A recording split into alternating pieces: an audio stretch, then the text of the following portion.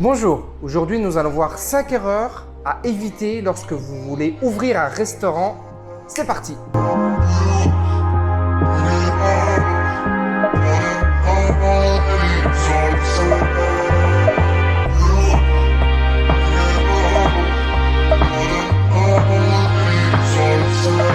Alors bonjour, aujourd'hui je vous accueille sur la côte basque avec ma femme. On a décidé de faire côte basque et Pyrénées, donc je vous ferai quelques images. Vous allez voir ici, c'est véritablement le surf qui est le sport national, puisqu'on peut peut-être parler de nation quand on est dans le Pays basque.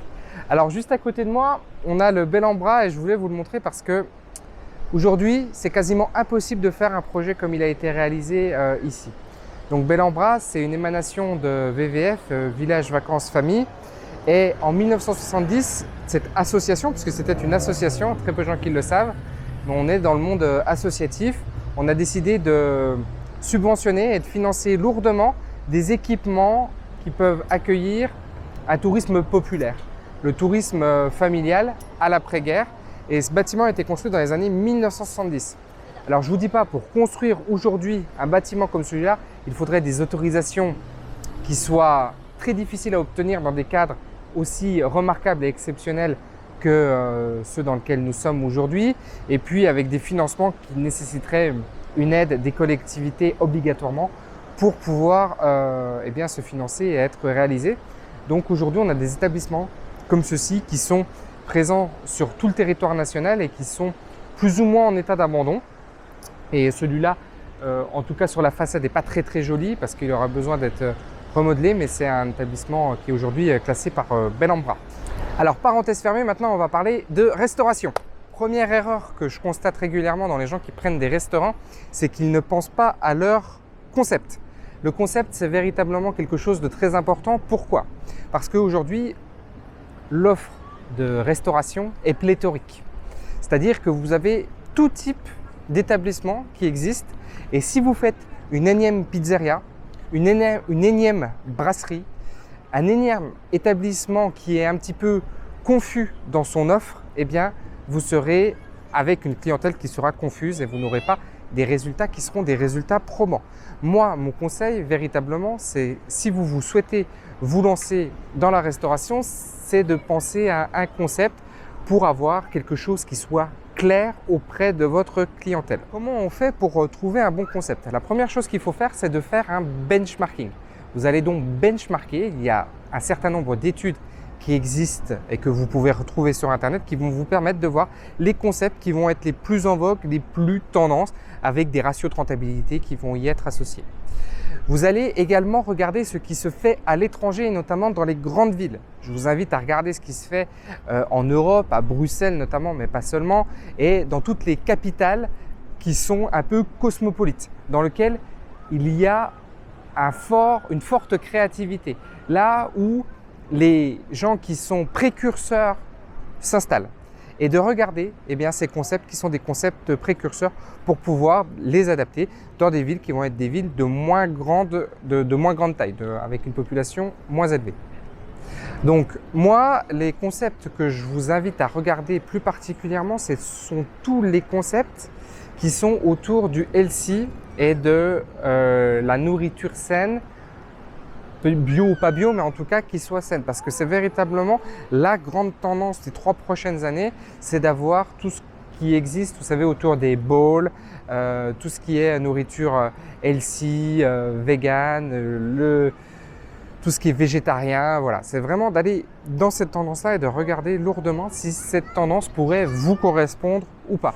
Alors ensuite, vous allez avoir tout ce qui va être autour de l'Asie, des plats thaïlandais, vietnamiens, mais mis dans une ambiance véritablement sympa, particulière, c'est-à-dire qu'on ne va pas être un peu comme aux Chinois, vous savez, les Chinois à 9,90, on va véritablement être sur quelque chose de qualitatif.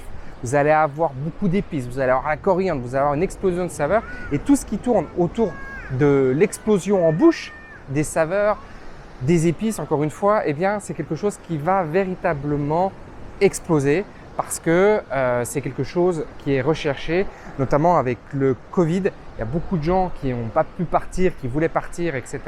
Et donc les faire voyager, y compris dans l'ambiance du restaurant, y compris dans les plats, c'est quelque chose qui reste très important et qui est un concept que vous devez envisager. Ensuite, vous avez tous les concepts qui vont tourner autour du local.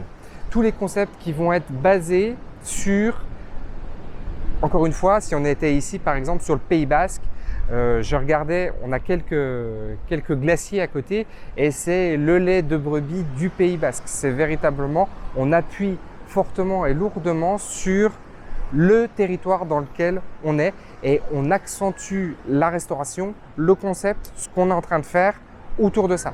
Et donc ça, c'est quelque chose qui est incontournable.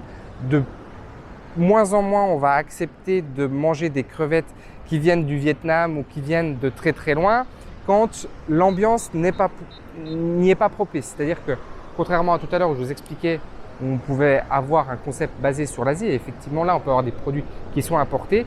Quand on n'est pas inscrit dans un concept basé dessus, c'est compliqué, ça va être de plus en plus compliqué d'avoir des produits qui vont être des produits importés.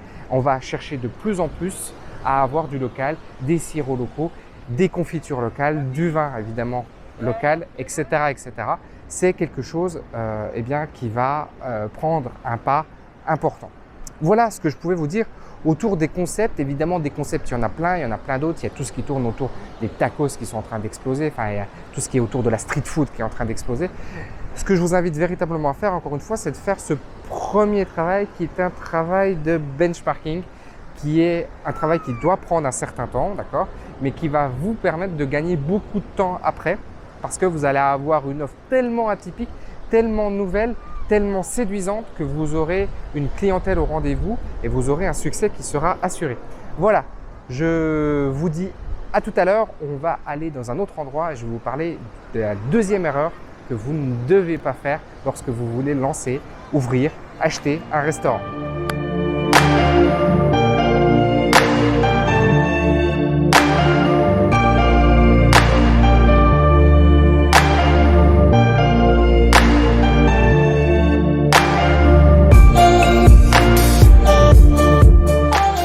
Hello, alors maintenant on est à Hendaye et Hendaye c'est un moment un peu particulier pour moi parce qu'il y a 15 ans, j'étais moniteur de voile dans cette école de voile qui est juste derrière moi. J'y ai pas été très longtemps et je vais vous expliquer pourquoi. En fait, j'ai été recruté en mois d'août parce qu'il y avait un moniteur qui était parti. Quand je suis arrivé, l'école de voile était complètement délabrée. Les quelques moniteurs qui étaient là étaient vraiment des moniteurs pas sympas pour pas en dire plus.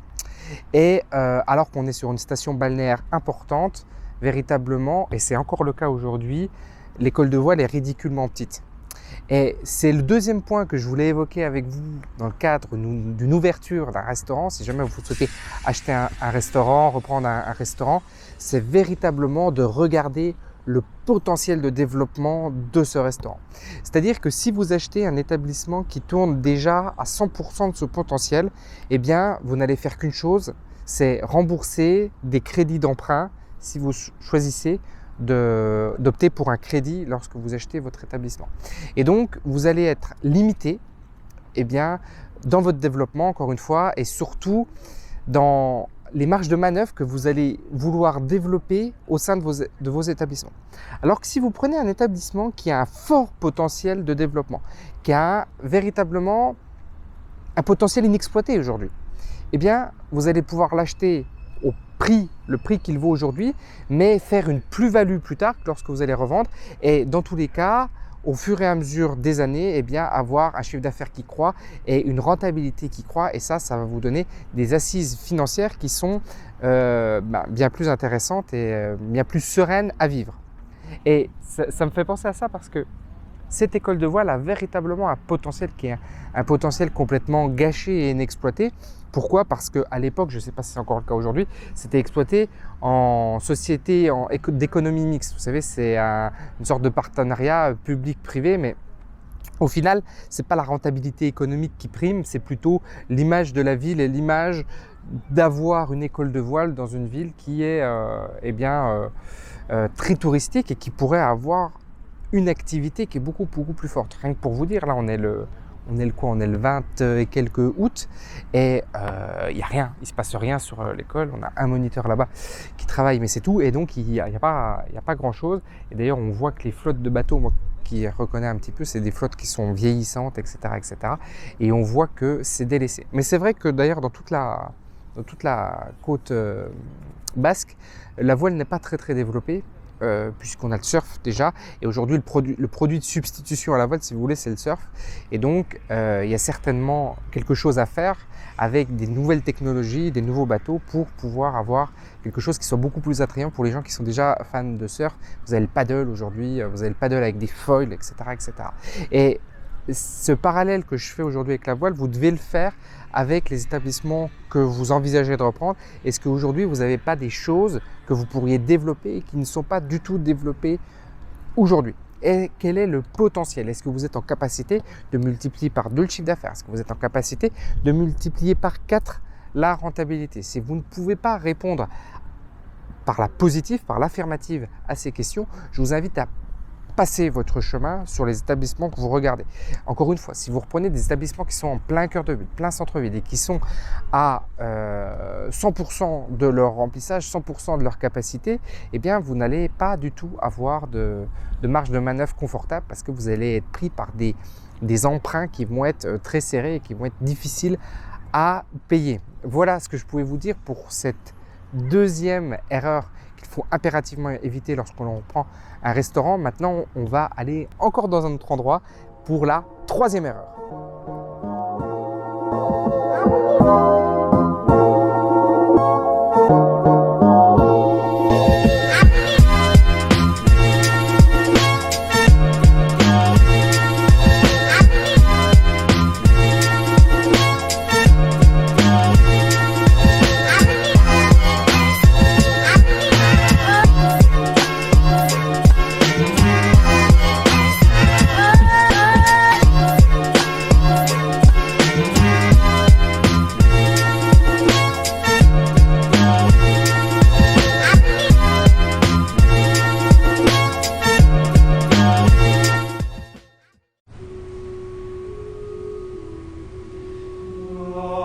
Bonjour, aujourd'hui nous sommes à Lourdes et on va parler des miracles que nous allons pouvoir opérer dans vos restaurants.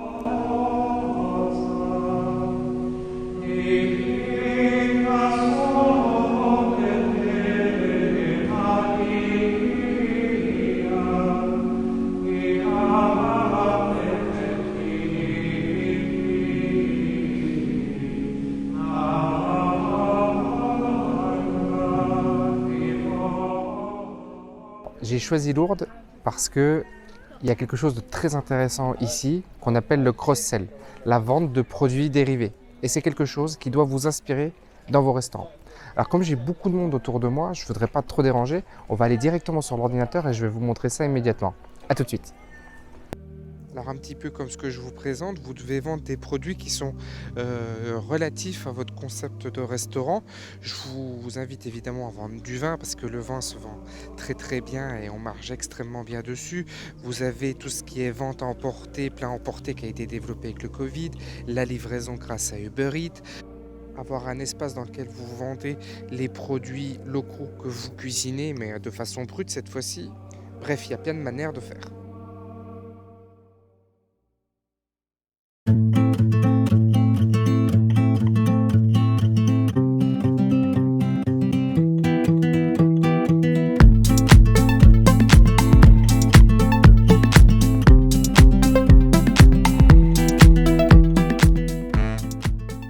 Bonjour chers amis, bienvenue dans les marais salants de Guérande.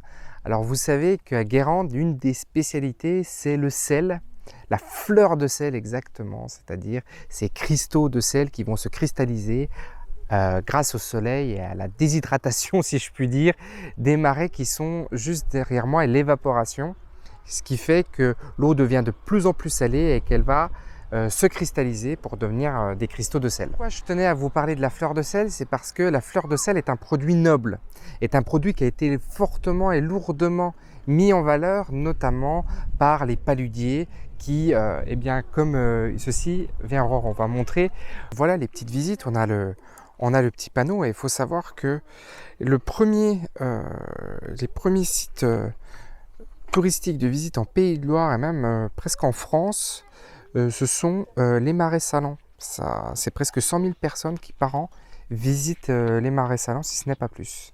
Tout ça contribue, et derrière nous on a quelqu'un qui vend aussi de la fleur de sel de façon artisanale. Et bien tout ceci entretient l'image de marque d'un produit noble, d'un produit haut de gamme. Et la fleur de sel, je sais pas, faudrait regarder, mais ça se vend beaucoup beaucoup plus cher que du sel raffiné, la baleine pour pas le citer. Et donc, pour en revenir à nos restaurants, une des erreurs majeures qui sont commises par les restaurateurs, c'est justement de ne pas faire ce travail de valorisation, de valoriser lourdement le produit qui est mis dans l'assiette. Si vous saviez à quel point vous augmentez la satisfaction client juste par la description du produit qui est dans l'assiette, c'est juste phénoménal. À partir du moment où on a un storytelling de sa carte, c'est-à-dire qu'on raconte une histoire, voilà, le producteur, il est à côté, il fait tel travail, de nommer les gens, de véritablement faire ce travail et de pas juste écrire dans le menu entrée, plat, dessert, mais véritablement de raconter une histoire autour des plats que l'on sert, on a encore une fois un taux de satisfaction qui va fortement augmenter et c'est ce qu'aujourd'hui les gens recherchent en fait. C'est ce vers quoi vous devez tendre.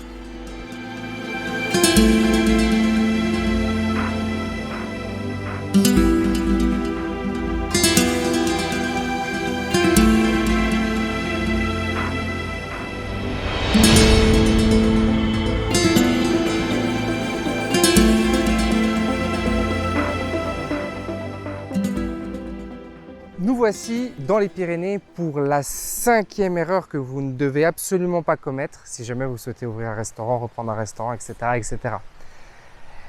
Alors c'est une valeur importante chez moi et c'est quelque chose que je vous invite à surtout ne pas faire, c'est de faire un sacrifice sur votre liberté. Voilà, c'est parfaitement l'illustration de cette vidéo, c'est de pouvoir vivre en liberté malgré le fait d'avoir des business, de détenir des entreprises comme des restaurants par exemple. Je sais que c'est difficile à entendre parce que l'inconscient collectif nous fait croire que le restaurateur doit être présent dans son restaurant 24 heures sur 24, 7 jours sur 7 et que c'est très important, que le restaurant ne peut pas fonctionner sans lui s'il n'est pas présent. Ce mythe est entretenu par des émissions télé, par un certain nombre de conversations, de reportages, etc., etc. Mais il est surtout entretenu par le fait que la restauration est un métier de passionnés. Et donc, des gens passionnés par leur travail, eh bien, ne font que travailler dans leur restaurant, dans leurs entreprises.